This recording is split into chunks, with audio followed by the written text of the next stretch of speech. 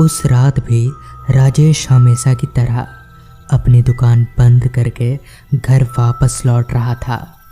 रात काफ़ी हो चुकी थी और रास्ता पूरी तरह से सुनसान था।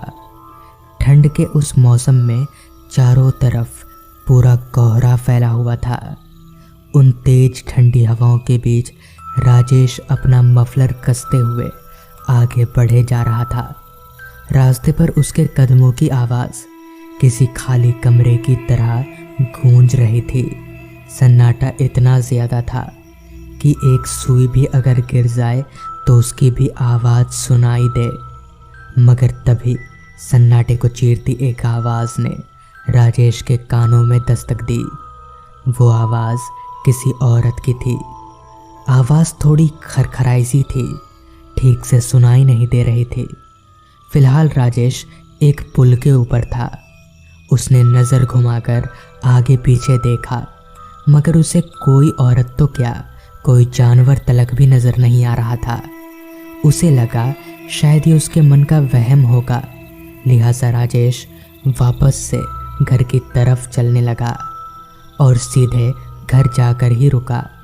रात भर वो उसी आवाज़ के बारे में सोचता रहा। उसे सही से नींद भी नहीं आई। खैर, अगले दिन वो वापस अपनी दुकान पर पहुंचा।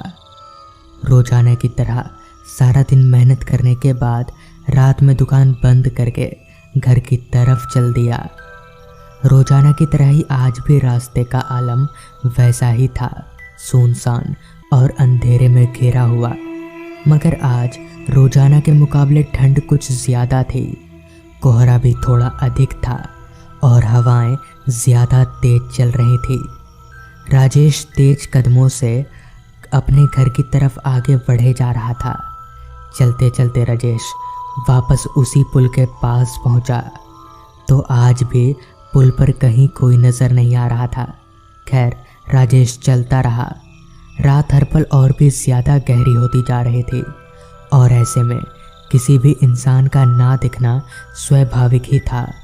मगर तभी फिर से राजेश के कानों में वही कल रात वाली आवाज़ आई, किसी औरत की आवाज़। मगर इस बार आवाज़ बिल्कुल साफ थी, जो कह रही थी, भाई साहब मुझे बचा लो, मैं मरना नहीं चाहती, प्लीज़ प्लीज़ मुझे बचा लो भाई साहब। आवाज़ राजेश के पीछे से आ रही थी।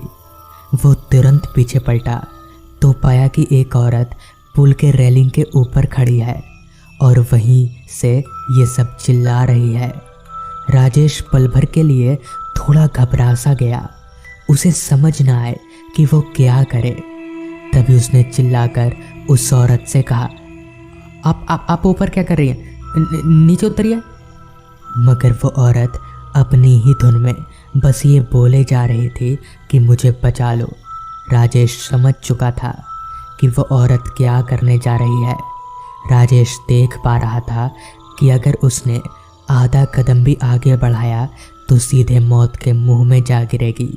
लिहाजा वो धीरे धीरे उस औरत को अपनी बातों में बहला फुसलाकर उसकी ओर जाने लगा।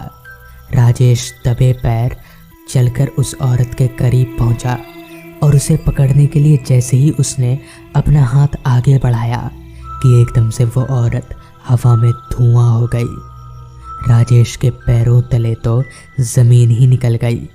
आखिर कोई औरत इस तरह से गायब कैसे हो सकती है? राजेश को कुछ समझ में नहीं आ रहा था, मगर वो इतना जान गया था कि यहाँ कुछ तो गड़बड़ ज़रूर है। उसने किसी तरह खुद को संभाला और वापस अपने घर की तरफ जाने लगा। मगर अब उसे ऐसा महसूस हो रहा था जैसे कोई और भी है जो उसके साथ साथ चल रहा है। वो आगे पीछे पलटकर देख रहा था, मगर उसे कहीं कोई इंसान नज़र नहीं आ रहा था। लेकिन तभी किसी और के कदमों की आवाज़ वो साफ तौर पर सुन पा रहा था। साथ ही साथ पायल की आवाज़ भी आ रही थी।